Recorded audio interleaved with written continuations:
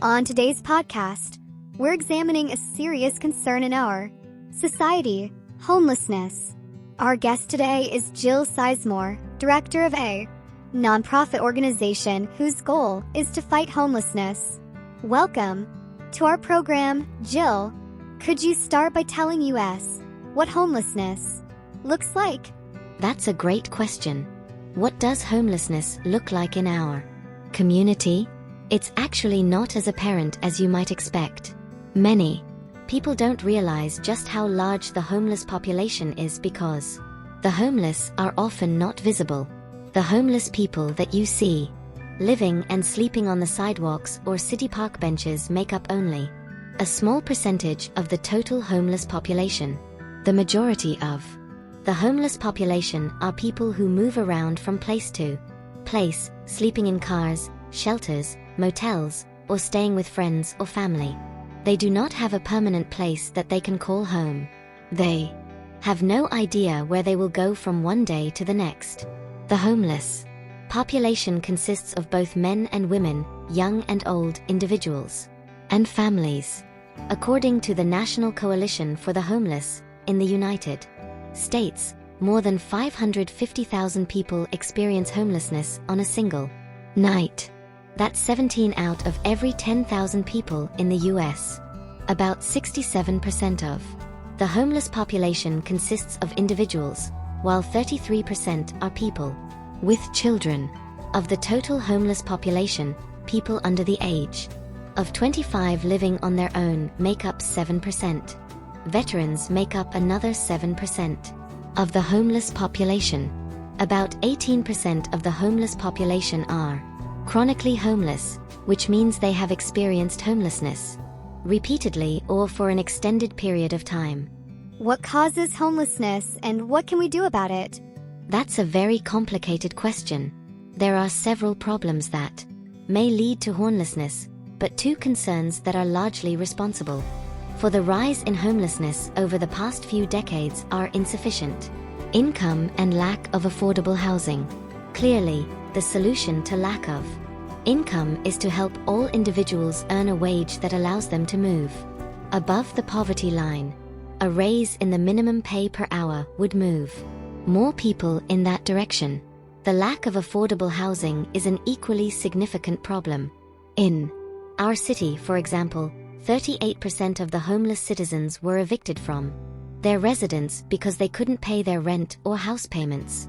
Another 21% were evicted by their friends or families due to overcrowded living conditions.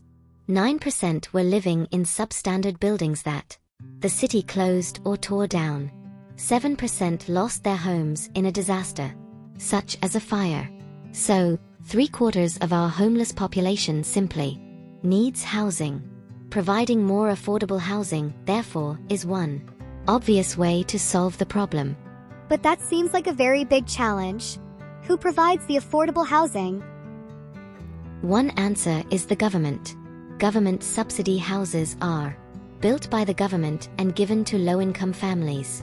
There are also private companies and non-profit organizations that raise money to provide more affordable housing solutions. But for some homeless people, housing is only part of the problem. Other challenges that lead to homelessness include domestic violence, substance abuse, and mental illness. This group makes up at least 25% of the homeless population here in our city, and there is no clear resolution. The challenges for people in this group are very difficult problems on their own, but the challenges become even more difficult to address when a person is homeless. Most organizations are concerned only with putting a roof over someone's head before they even consider the other issues. The bottom line is that there are no simple solutions to homelessness. Homeless people are often trapped in a vicious cycle. They can't pay rent unless they get a job. They can't apply for a job unless they have an address. Fighting this problem will take much more than an individual or even a government effort. We all need to work together to solve this problem in our community. Hi, Eric. Hello, Monica. Please come in and have a seat.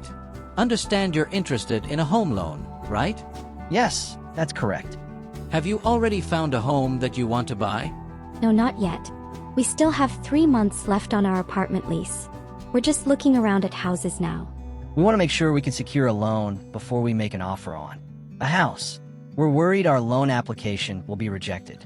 We've never applied for a home loan before, and we're not sure how much money we can borrow. So we want to see what kind of loan we can get and what the payments will look like. That's very smart. The first thing we'll do is determine whether or not you're eligible for a mortgage or a home loan. First, we need to calculate your net worth. Your net worth is the amount remaining after you have subtracted your total liabilities from your assets. Then, Sorry to interrupt you, but could you explain what you mean by liabilities and assets? sure, assets refer to money or anything that you own. For example, your checking and savings account are assets. So are any vehicles or property you own. Liabilities include things that you're still paying for or money that you owe someone. Any type of debt, such as a credit card or school loan, is a liability. Does that make sense? Yes, thanks. So, you need to calculate assets and liabilities. Then you need to determine how much you have for a down payment. The down payment is the amount of money that you pay as a lump sum. The higher your down payment, the lower your mortgage will be. Finally, you will be ready to work out the monthly mortgage payment you can afford.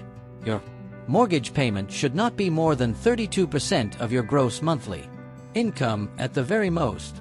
The amount of mortgage you can qualify for at a bank will be determined by your net worth and the amount of your down payment, as well as your credit score. If you successfully meet all the requirements, the bank will pre-qualify you for a loan. What is the credit score range needed to pre-qualify for a loan? Your credit score is a number ranging from 300 to 850. It shows how likely you are to repay debt. You'll need at least a 650 to get a loan with our bank. Do you happen to know what your credit score is? No, we don't. What if our score is below 650? Then you would need to try another bank or a credit union. Some places offer loans for people with lower credit scores. Before you submit a complete loan application, I can see if you pre-qualify for a loan. This means you'll know if you meet our eligibility requirements, and I can provide you with an estimate of how much financing you could receive. That way, you can decide if you want to continue with your application. Sound good. What will we need for the complete application? You'll need to submit tax returns for the past 2 years, current pay stubs or other proof of income, bank statements for the past 6 months, a letter from your landlord stating that you have paid your rent on time, and of course we'll order a complete credit report. After you've filled out a loan application and our bank has analyzed your credit more thoroughly, we can provide you with a pre-approval. That's a written letter stating how much money you can borrow. That letter will confirm your ability to borrow that amount of money. Getting pre-approved lets you and others see in writing that you qualify for a specific home loan amount. With your pre-approval in hand, you're ready to start shopping for your new home. We'll finalize the loan later on in the process, after you've found the home you want to buy. I'm looking at these different options our loan officer gave us, but I'm not sure I understand. Do you? Yes, I think so. The term is how long it will take us to pay off the loan. The interest rate shows the additional amount we'll pay on top of what we owe. We want a fixed interest rate so the percentage doesn't change over time. The minimum down payment is the amount we have to pay up front when we get our loan. The minimum credit score is the lowest score we need to qualify for the loan. And mortgage insurance is an extra fee that bank charges to guarantee our loan in case we stop making payments. It's usually about 1% of the amount of the loan. So option 1 definitely has better benefits. Option 1 has no mortgage insurance, and a low interest rate is clearly the best option. But our credit score isn't quite high enough for option 1. That's right. Together our score is right at 700. And the other problem is we don't have that much money for a down payment. Most of the houses we're interested in cost around $200,000. That means we would need to put down $40,000. We only have about half that amount.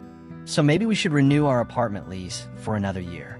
In the meantime, we can save up for a bigger down payment and work to increase our credit score.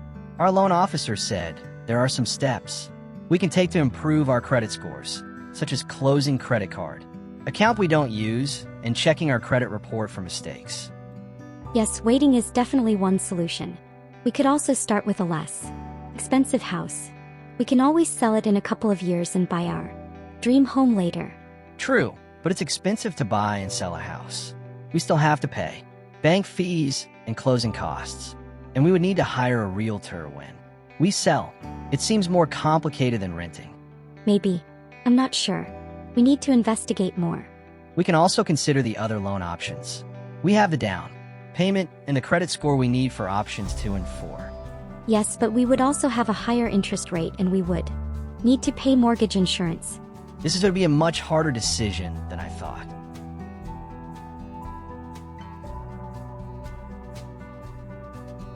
Hi there.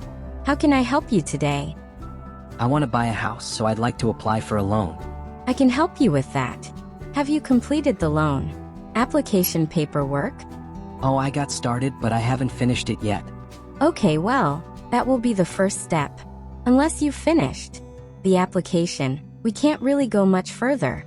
As you're working on it, keep in mind that you'll need to show that you have a good credit score, so the bank can see that you've paid past debts back regularly and on time.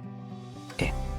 Also, when you come back with the completed paperwork, you will need to attach copies of your tax returns and your pay stubs or some other proof of income.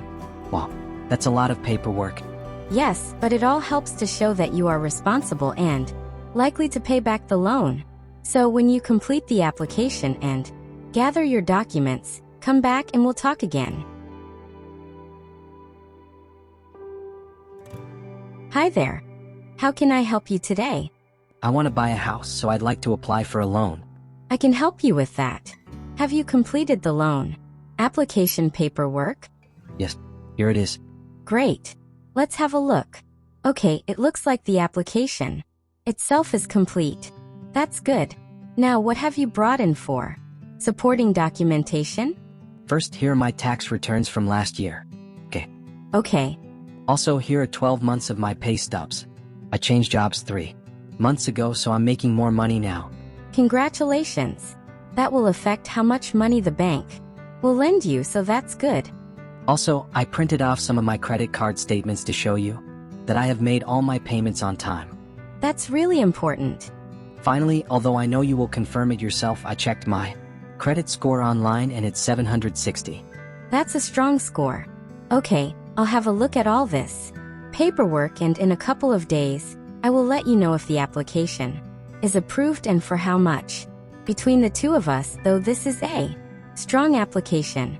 I think it'll be a slam dunk. Thanks so much. I'll check back with you in 2 days.